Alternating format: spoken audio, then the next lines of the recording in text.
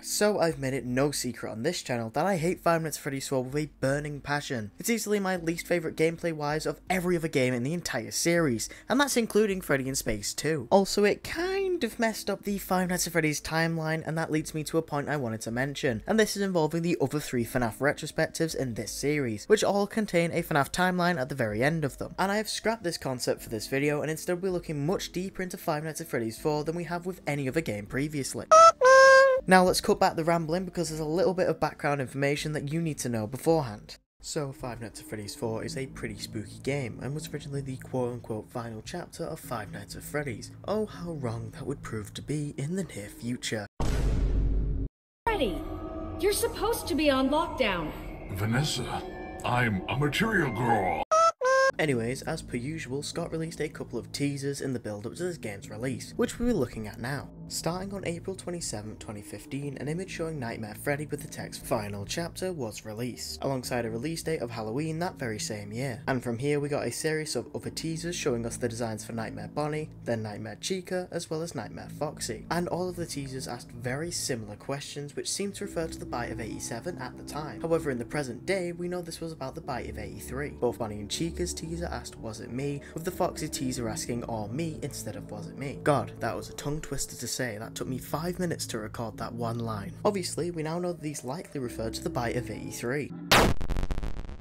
Anywho, there were a couple more teasers released in the build up to this game. Number 1, we saw this photo with a picture of a purple hat and a bow tie in the spotlight. Now, if we use our big theorist brains and brighten up this image, we can see that there's text in the corner saying property of FR's family diner. And this was only kind of important to the lore, as it may or may not have revealed an incredibly important location to the series' lore. But all of that aside, the next teaser showed us a character wearing a purple bow tie and that very same hat seen in the last teaser. But if you brighten this one up, you can see the text or was it me, which showed us that this brand new character was separate from the original 4. And the theories got wild trying to figure out this character. Well, eventually everyone managed to agree that it was likely Fredbear from the FNAF 3 minigame, as well as being tied to FR's family diner. And funnily enough, this is probably one of the only correct FNAF theories out there. Then our final teaser was released shortly after, and upon brightening up the image, this revealed Plush Trap for the very first time, as well as the text terrible things come in small packages, which as I mentioned prior was the last of our teasers. And now the waiting game had begun, as Five Nights at Freddy's 4's release date loomed upon the horizon. First night is never usually that bad in any of the games, so I'll play through. Good guy. So Five Nights at Freddy's 4 officially released to somewhat decent reviews. The gameplay YouTubers were gaming and were getting scared as they should. What? The theorists were theorizing as usual. Stephanie, I figured it out. I figured out what was inside the box. What? I figured it out. Listen to me. And you listen to me. And a young striker had just gotten his hands on the game for his crappy little Chromebook, and he wasn't impressed with the game at all. The game, hyped up to be the scariest in the series, was kinda goofy and a little bit messy. Now, in this segment of the video, I'm going to be detailing the actual gameplay of Five Nights at Freddy's 4. So without any further ado, let's begin. Upon first loading into a new game, we see this title screen, showcasing a big hell with a house in the backdrop, whilst in the foreground we have the various nightmare animatronics. Now, this title screen is the first of my many complaints about this game.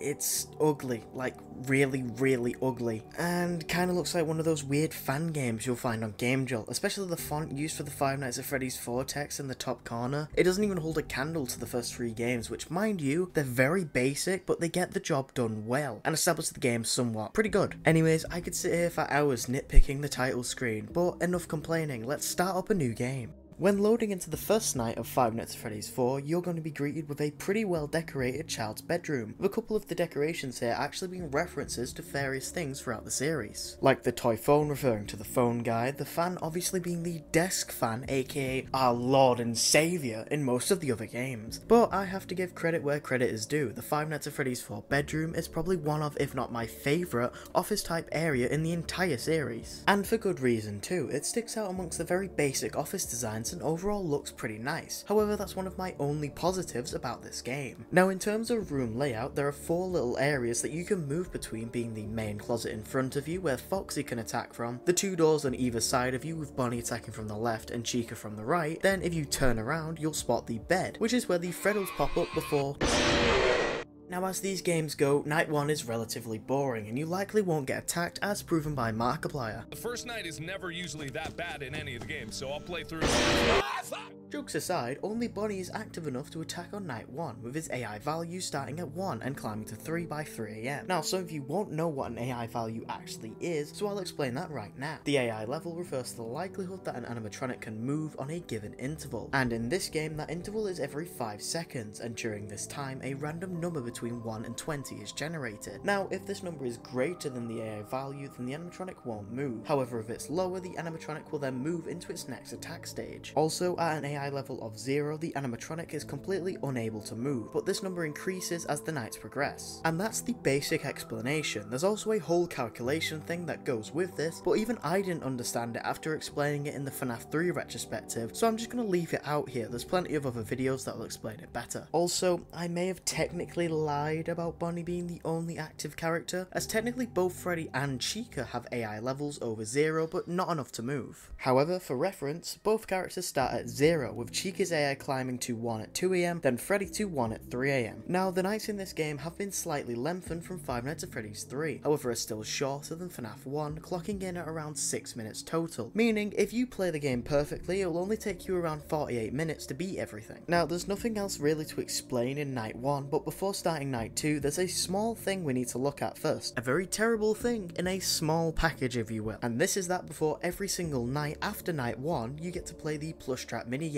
So, how do you win this minigame, you may ask? Well, Plushtrap will move around in the dark and you must flash your light on him to stop his movement. Now, if you stop him directly on the cross in the center of the room, you win and will skip the first 2 hours of the night. But if you fail to stop him on the cross, then you get jump scared and will play the night as usual from 6 AM. Now, moving into night 2, we're going to start off with the actual night's AI levels. First of all, both Bonnie and Chica start off at level 5, but will raise up to AI level 7 at 3 AM. Then Freddy starts off at level 2, but is raised to 3 at 3 AM. Also, Foxy is technically active on this night, starting at level 1 but raising to 4 at 3 AM, but this still is not enough for him to actually move and get into the bedroom. And that's all for night 2. But before moving on to night 3, I want to point out something I find really strange about Nightmare Freddy in this game. This being the fact that for some odd reason, his AI value actually caps at a maximum of 6 for some reason. Now, there's no actual reason in the files for this, but if you try and manually change it in the game's code to 20, then the game just won't run at all and it crashes. And it's really weird that Freddy keeps getting sidelined in all of these games. It happened in FNAF 3, it's happened in FNAF 4, it's gonna happen in Sister Location, it happened in Pizzeria Simulator, and in Ultimate Custom Night. So Freddy's only really the main character in his own game series in the first 2 games,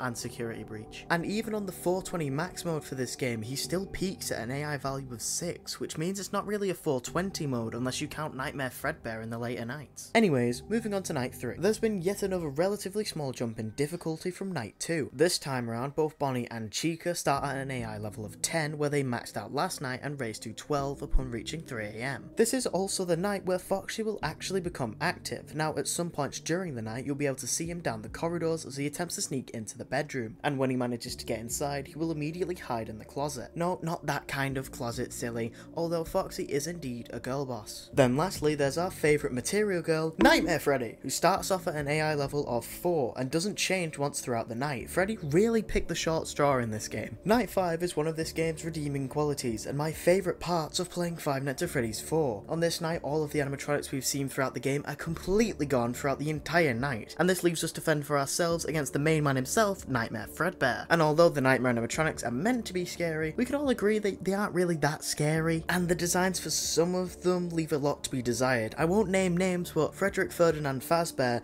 and the Bunny Man are certainly the worst designs in this game. I won't say in the series because monstrosities like Balloon Boy exist, and I hate that child. I hate him. Back to Fredbear though. This man feels like an actually scary presence at the end of a mediocre installment in the Five Nights at Freddy's series. They did try and recreate this in Sister Location just with Enid instead. However, it really didn't hit the same, and he had so much wasted potential because he could have been an amazingly scary character. But that's the story for the Sister Location retrospective, and we've got another game to cover before then, with a lot of epilepsy warnings to come with that. And Fredbear feels like the least lazy design of the bunch, whilst the others are just new models of the same old characters monsters, just with loads of random holes and some sharp teeth that look ridiculous at times rather than scary. And then obviously Foxy's scrap tongue, and I can see why he's the ladies' man of the group. And Foxy's tongue that was shown in some of the teasers would have been quite creepy to look at, and would have definitely justified him being the ladies' man of the group, if you get what I mean. Anyways, enough getting sidetracked. It's been twice now, Striker. You're only allowed at least one sidetrack per segment in a video. So Fredbear's mechanics are basically just a combination of every other character in the game. He can attack from anywhere he wants to, and he uses the mechanics of Freddy, Bonnie, Chica, and Foxy too. So your ears are your best friends during this night, and you'll have to listen out very closely during the gameplay, as the only way to know when he moves is to listen out for his laugh. Hi, Editing Striker here. I would have played the laugh sound effect, but I can only find it as an OGG file, which DaVinci Resolve does not like, as I learned a couple of minutes ago when trying to edit it into the video. And by not like, it just doesn't let me upload the OGG file into DaVinci Resolve at all, so I've tried converting it to an MP3 and it still doesn't work. And before you ask, why didn't I screen record it? Well, the ambience is annoyingly loud for no reason, which is one of the many reasons I dislike this particular game in the series. Anyways, back to your regularly scheduled broadcast. Fredbear starts at an AI level of 12, and this stays consistent throughout the entire night. Now, if you manage to make it to 6 AM without dying, then you'll unlock Night 6, which you'll have to complete to unlock both the 420 and Nightmare modes respectively. But that's everything for the first 5 nights of Five Nights at Freddy's 4. However, there are 3 additional nights added onto the end of this game, which we're going to go through now. Starting off with Night 6, where for the first 4 hours of the night, you will have to deal with the main 4 animatronics, each at an AI level of 15. Other than Freddy, of course, who's at 6 for some reason. However, at 4 AM, all of these animatronics will disappear, only to be replaced by Fredbear yet again. This time at an AI level of 15, just like the other animatronics in the first 4 hours of the night. Then similarly, if you manage to survive until 6 AM, you'll unlock the 2 hardest challenges in the game, these being the Nightmare mode and the infamous 420 mode, which I'm going to run you through right now. Starting with the AI levels in the Nightmare mode, which as the name suggests is the hardest challenge in the normal game, with Bonnie, Chica and Foxy all reaching AI values of 15, but unlike prior nights, this won't increase at any point during the night. However, at 4 AM, all of the animatronics will disappear yet again, and this time, Nightmare emerges, and he is very, and I mean very aggressive, standing at an AI value of 20 off the bat. He works pretty much the same as Nightmare Fredbear did last night, however he's a lot more aggressive. Then the 420 mode works basically the same way, with Bonnie, Chica and Foxy's AI values raising to 20. Then at 4 AM everyone disappears and Nightmare Fredbear comes out to play, with an AI value of 20. But one of my major complaints about this game is its lack of a custom night. Like, there's a 420 mode, but no way of actually customizing it to make your very own challenges. Five Nights at Freddy's 3 also lacked a custom night, but in that game it kind of made sense, mainly because most of the animatronics aren't even real in that game, so a custom night wasn't even necessary. But it could have worked really well with Five Nights at Freddy's 4, and I'm clearly not the only one who wanted one, as there are countless fan games dedicated to the FNAF 4 custom night, the most popular of which being this one, created by Designum, and is on Game Jolt if you want to check it out for yourself, but do it after this video of course. Lastly, after beating FNAF 4's 420 mode, you are treated to seeing one of FNAF's most iconic cutscenes, which is the locked box. Now, as the name suggests, it's locked and can't be opened. Then text will show up on screen saying some things are better left forgotten for now. But that's FNAF 4's core gameplay in a nutshell. However, there's one massive aspect I've left out of the video so far, and that's the minigames, which we'll cover in great detail. But first, it's Discord promotion time, baby! That's right, I have a Discord, which you should totally join for updates on streams and videos, or if you want to actually talk to me and some of the mods. Although, most of my channel updates are actually on my Tumblr blog, and I encourage you to check both of them out after this video, as they are linked in the description too. Now, what was I talking about again? Minigames. So, Five Nights at Freddy's 4 has a series of minigames which tells the story of the crying child and everything leading up to the Bite of 83. Now, there are 7 minigames in total, each of which happen before and after each and every single night. And the first of these minigames occurs just before night 1 begins, and after you start a brand new game. Now, this minigame opens with the text 5 days until the party. This text then fades and a small Fredbear plush appears with the dialogue, "What did he do this time? He locked you in your room again, don't be scared, I'm here with you." Then, after this dialogue finishes, the crying child will appear in a small bedroom, and in the corner there is a group of Freddy Fazbear plushies. Now, if you walk up to the plushies and interact with them, the crying child will exclaim that these are his friends. Now, to complete this minigame, you just need to begin banging on the door, which you can do by pressing the enter key, which after getting no response on the first few knocks, the crying child will lay down in the fetal position in tears, with the Fredbear plush saying, "Tomorrow is another day." 4 days until the party. After night 1, we find ourselves in the next minigame, which is seemingly the same as the last, except you can explore the house this time, with the Fredbear plush seemingly following us throughout every room of the house, proving he's here, he's there, he's everywhere. Who you gonna call? Psychic friend Fredbear. And to complete this minigame, simply walk towards the TV and a boy with a foxy mask should jump out and scare you. The crying child will then fall to the ground yet again, with the Fredbear plush saying, tomorrow is another day. 3 days until the party. The post-night 2 minigame opens up with Fredbear talking to us once again. This time he says, he left without you. He knows you hate it here. You're right beside the exit. If you run, you can make it. Hurry, run towards the exit. And after this dialogue is over, the crying child finds himself in Fredbear's family diner. And without hesitation, we follow our pal's psychic friend Fredbear's orders and begin running to the exit of the diner. However, upon heading right towards the exit, the child will be located by an employee in a Fredbear costume. The plush will then say it's too late. Hurry the other way and find someone who will help you. You know what will happen if he catches you. Then, upon heading the other way, shadows of both Fredbear and Spring Bonnie will become visible along the walls, but you have to keep going according to the Fredbear plush. However, if you do choose to keep going, then the crying child will simply collapse and then hide under a table crying yet again. Tomorrow is another day. 2 days until the party. Yet again, this minigame opens up with us talking to the Fredbear plushie, and this time he says, he hates you. You have to get up. You can get out this time, but you have to hurry. Now, this minigame starts very similarly to the last one, but instead of being stopped by an employee in a Fredbear costume, you're actually able to escape to the outside world. Then, upon getting outside, you can spot plenty of random children dotted around the area, all of which holding items which allude to other things throughout the series. First of all, there's a girl holding a Spring Bonnie toy. She tells us her dad told her to be careful because he's supposedly a finger trap, and this is obviously a reference to either Springtrap in Five Nights at Freddy's 3 or Plushtrap in this game. Secondly, there's a girl in an orange dress who says you'd better watch out. I hear they come to life at night, and if you die they hide your body and never tell anyone. And if you've ever played this series before, the concept of the animatronics coming to life at night, as well as the concept of the bodies never being found, is a massive plot point in the entire franchise. And I'd like to remind you, this entire game series was built off the back of a bunch of children being murdered, with their bodies then being hidden in the animatronics so well that they'd never be found. The next kid is a girl wearing a purple shirt with a full set of little toy versions of Freddy, Bonnie and Chica. And guess what? Chica doesn't even have her beak here, it's just sat on the ground. What other version of Chica is missing her beak? Well, every degenerate's favourite animatronic, Toy Chica of course. Lastly, we see a big kid holding a balloon, and I mean a big kid. This man is round. Anyways, I think you know who this might be referencing. Well, it's Balloon Bitch, obviously. And this kid asks if we are going to the party before laughing so hard he may accidentally burst one of his oversized lungs. Yes, I do hate Balloon Boy that much. Anyways, he then says we have to go because it's our party. Then once the child finally reaches his home, he's once again jump scared by the kid in the foxy mask. Tomorrow is another day. 1 day until the party. Now this minigame starts off with the crying child being locked in the spare parts room of Fredbear's family diner. The room is filled up with parts of both Fredbear and Spring Bonnie, as well as their endoskeletons, as well as an empty Fredbear body, which was actually used in Super Five Nights at Freddy's and links with how the crying child dies in that game.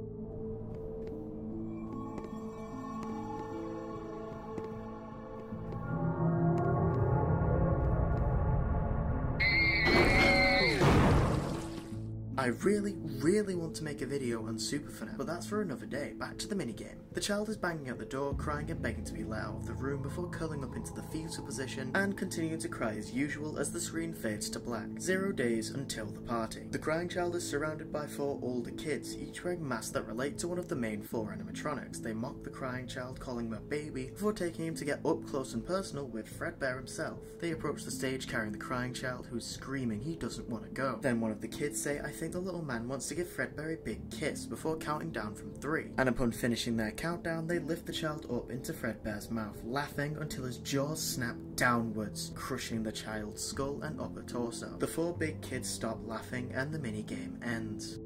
The next and final minigame is very short, as you're in a completely black room surrounded by your friends, the plushies. The Fredbear plush stands directly in front of the crying child. Then an unseen character says, can you hear me? I don't know if you can hear me, I'm sorry. This is presumed to be the crying child's brother, aka the kid with the foxy mask or Michael Afton. Then Fredbear says, you're broken, we are still friends, do you still believe that? I'm still here. With the other 4 plushies fading away, leaving only the child and Fredbear alone in the dark. The text then says, I will put you back together, before Fredbear also disappears, leaving the child all alone. And after a couple of seconds, the child also fades away, but the sound of a faint flat line is heard in the background.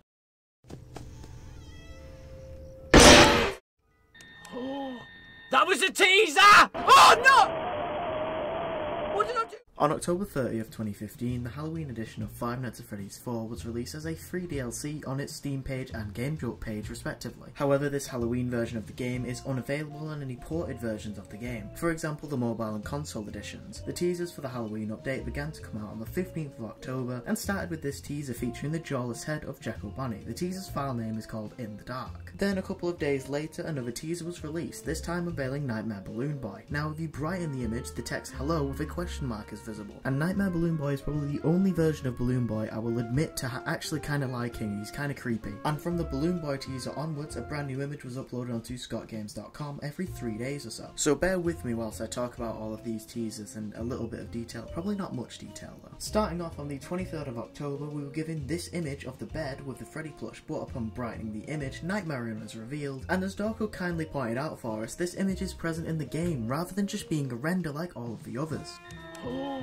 That was a teaser! Oh! Now, the Nightmare teaser's final name was called Don't Wake the Baby, and to this day, Nightmare is possibly one of the creepiest characters in the entire series. And to be fair, it might just be the general design of the puppet. It's really off-putting to me, and I don't know why. I think it might just be the fear of ventriloquist dummies that's been putting me from watching Goosebumps. On October 26th, Scott uploaded a pitch-black image simply with the orange text, "Come hang out," and upon brightening up this image, Nightmare Mangle was revealed to us for the very first time. This teaser's file name was Go to Pieces, likely in reference to Mangle's gimmick in Five Nights at Freddy's 2, being that she can be taken apart and put back together by the kids as a sort of messed up puzzle. Then lastly, on October 29th, Scott posted the final teaser of the bunch, which showed a still frame of Jacko Chica's jump scare with the text "See you soon," and this teaser's file name is Boo, very scary. So, this DLC didn't add anything particularly new gameplay-wise, but a lot of the characters have been replaced by their Halloween counterparts as shown off in the teasers. To start off, Nightmare Bonnie and Chica have been replaced by their Jack-O-Lantern forms and overall look awesome. Nightmare Foxy has been replaced by Nightmare Mangle, and I can't decide which of these two I prefer more. I am leaning towards Nightmare Mangle though, because it's closer to Funtime Foxy, and Funtime Foxy is my favourite version of Foxy. Then Plush Trap has been replaced by Nightmare Balloon Boy, and I easily think Nightmare Balloon Boy wins out here. It's like the Jacko animatronics, they're so much better than the regular Nightmare ones. Then lastly, in terms of animatronics, Nightmare has been replaced by Nightmare in the Nightmare mode. And lastly, Halloween decor has been placed around in all of the minigames, but that's everything for this DLC as far as I know. Well, I guess there is a bunch of unused stuff, but I kinda already spoke about that in a video before. Although, a patch did come out for the normal version of the game at the same time as the Halloween update, which added a few challenge modes, which I guess we can go through now, but there's not too much meat on the bones, so we should be able to get through it quite quickly. And then we can get on to talking about my final thoughts on Five Nights at Freddy's 4, so let's get this over with. So there are only 4 official challenges in Five Nights at Freddy's 4. I really wasn't lying when I said there wasn't too much meat on the bones here. Anywho, the first of these challenges is the blind mode, which as suggested by the name, removes your eyes. And that's the whole challenge. The screen is simply black for the entire night and you're expected to survive. Now in some versions of the game there are cheats like a map which shows animatronic locations, but that doesn't work here unless you're mobile for some reason. The next challenge is Mad Freddy, and well, Freddy goes absolutely hog wild and finally goes past AI level 6. He now peaks at 10 to 11. This is well and truly an epic gamer moment. The third challenge is Inkstuff Foxy, which is literally just having Foxy in the closet from the beginning of the night. No, I don't have to repeat myself, it's not that kind of closet. Also, this challenge isn't really a challenge, as the game can just kind of bug out and do it anyway, which is really silly. Then the last challenge is All Nightmare, which basically is just Nightmare mode, but Nightmare is present for the entire night rather than just from 4 AM onwards. Wow, that really was a nice breath of fresh air after 2 really long segments back to back. But before I tell you my thoughts on Five Nights at Freddy's 4, this is what the title screen looks like on a full completion. How the hell do the stars make it ugly?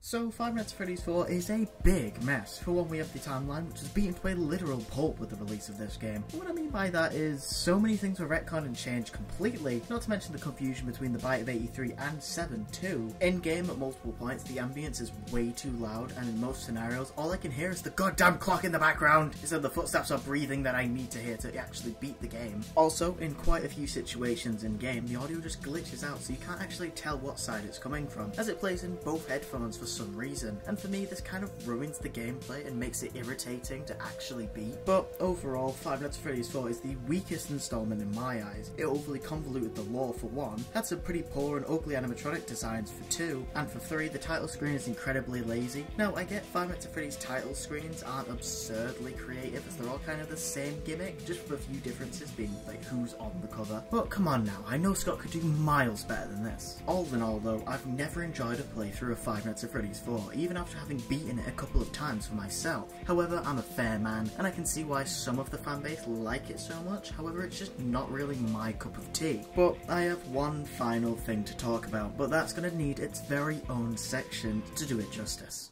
In prior Five Nights at Freddy's retrospectives, I had a timeline segment using assets from another YouTuber being Brensnarf, but the FNAF 4 timeline was so irritating for me to put together in a way I find fitting that I've decided to entirely scrap that segment from this series. But I'm still making my own timeline in the future. But to replace that segment, I'm instead going to be covering a massive theory that was present in the era of Five Nights at Freddy's 4, and that theory is, drumroll please, that was pathetic, Dream Theory! Aka one of the most cliche story endings of all time, where at the end of the story it's confirmed it was all a bad dream.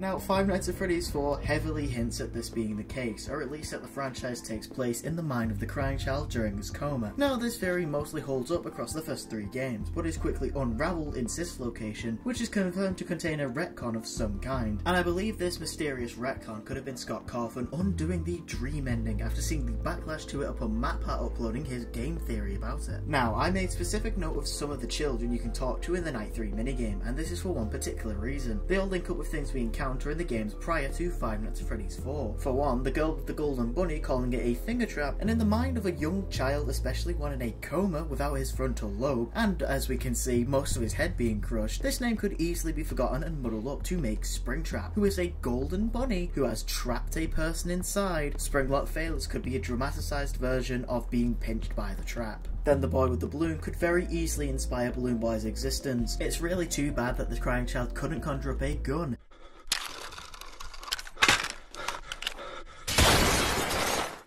Then the small toy versions of the core FNAF crew would easily inspire a group of animatronics named the Toy Animatronics. Then the beak thing with the figure matches Choi Chica very well. Then the kid who says that the animatronics come alive at night and that if you die, they'll hide your body, which would very easily inspire the concept of the entire game series, as well as being stuffed in the animatronic suits. Now this theory also explains the existence of the Shadow animatronics too, as in one of the minigames we can see shadows of Spring Bonnie and Fredbear on the wall. In which characters specifically have shadow versions? Freddy and Bonnie, of course. Now, at the time, this theory made a whole lot of sense and was seemingly the correct one, as it kind of explained the entire series. Obviously, in the mind of a child, everything's going to be overly dramatic and a little bit wacky, as well as not making complete sense. The joke is so old now, just stop.